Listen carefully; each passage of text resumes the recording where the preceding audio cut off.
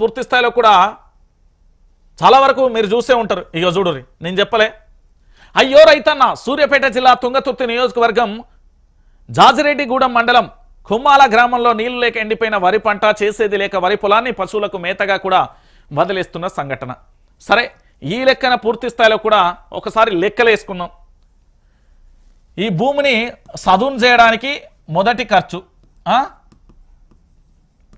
దాంతోపాటు దాన్ని పూర్తి స్థాయిలో నీళ్ళకు సంబంధించి పొలంగా మార్చడానికి, దాంతోపాటు గెట్లకు సంబంధించి ఒడ్డు చెక్కుడు దాంతో పని, దాంతోపాటు దుక్కిని మొత్తం సాపు చేయడానికి ట్రాక్టర్లకు సంబంధించి పూర్తి స్థాయిలో కూడా చేయడం, దాంతోపాటు నాటు వేయడానికి, దాంతోపాటు ఎరువులు వేయడానికి, మళ్ళీ నీళ్లు పెట్టడానికి, దాంతోపాటు కలుపు మొక్కలు, దాంతోపాటు మళ్ళీ ఎరువులు, ఇన్ని చేసిన తర్వాత పంట పూర్తి స్థాయిలో పచ్చగా ఉండి ఇంకొక నెల అయితే చేతికి వస్తుందన్న సందర్భంలో ఈ పంటను పశువులకు ఇస్తే ఆ కుటుంబం ఎంత ఆగమైపోవాలి? తక్కువలో తక్కువ 1 లక్ష రూపాయల పెట్టుబడి కాలేదా?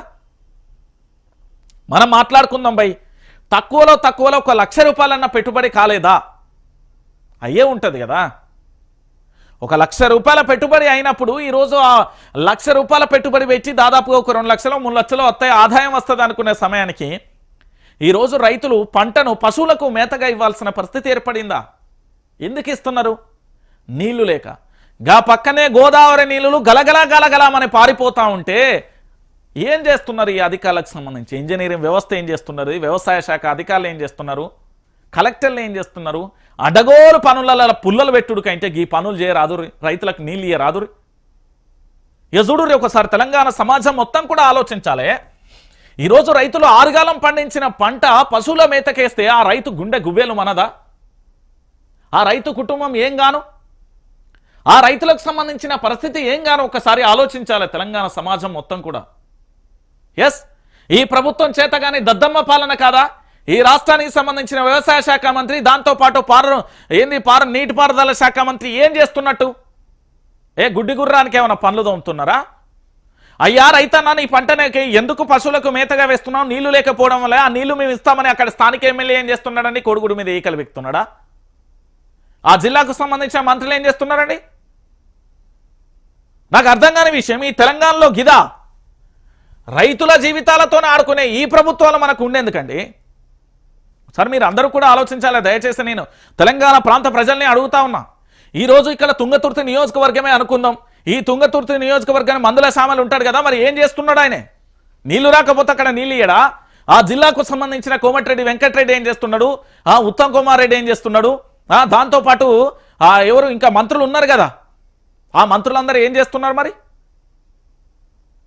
అన్నమో రామచంద్ర అనే పరిస్థితి వీళ్ళే తీసుకొచ్చేటట్టున్నారు. వీళ్ళ దిక్కుమాలిన ఆలోచనలతోని, దిక్కుమాలిన పరిపాలనతోని, అస్తవ్యస్తంతో ఈరోజు రైతులను పూర్తి స్థాయిలో అరే ఒక ఇల్లు గాలిపోతే తర్వాత మన జీవితాలే ఆగమైపోతే మంత్రులకేమున్నది?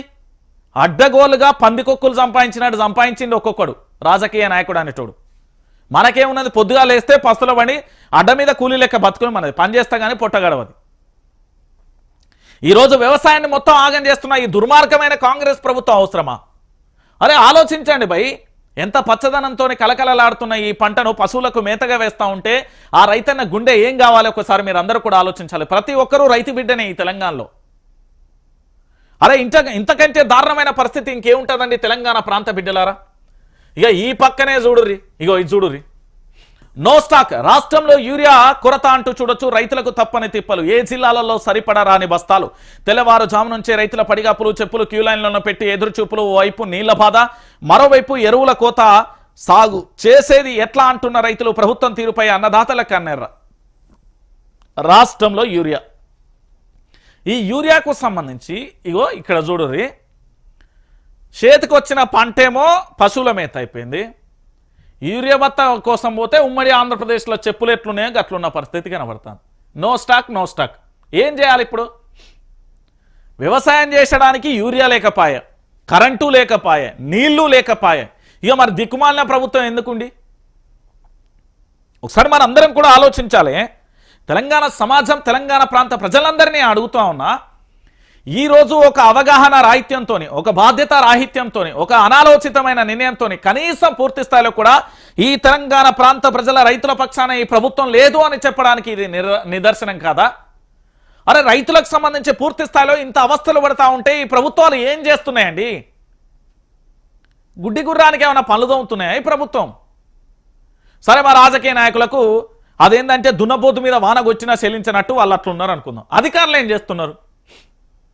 ఇప్పుడు ఏ నియోజకవర్గంలో ఎంత నీళ్లు కావాలనో ఎక్కడెక్కడ నుండి వస్తుందో వాళ్ళకు ఒక నివేదిక ఇచ్చి సార్ ఇక్కడ పంటలు ఎండిపోతున్నాయి వీళ్ళకి నీళ్ళు ఇవ్వాలనేది వాళ్ళకన్నా ఉండాలి కదా బాధ్యత.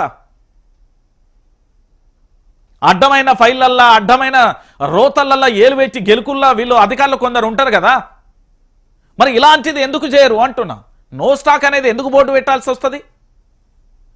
ఆ నియోజకవర్గంలో ఆ జిల్లాలలో ఆ మండలంలో ఆ గ్రామాలలో ఎంత యూరియా అవసరం ఉంటుంది, ఎంత సాగు చేసిల్లు అనేది వ్యవసాయ శాఖ అధికారులకు తెలియదా అండి?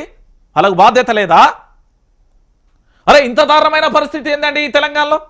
ఇది రైతు ప్రభుత్వమా? రైతు ప్రభుత్వం అనేది కర్ర తీసి మళ్ళీ అందుకుంటే ఊరవతల పొరిమేల దాటాలే. ఇంతకంటే ఘోరమైన పరిస్థితి ఇంకే ఉంటుందండి తెలంగాణ ప్రాంత బిడ్డలారా. అరే ఇక్కడ యూరియా నో స్టాక్ ఉంటుంది, అక్కడ పంటలేమో పశువుల కాగం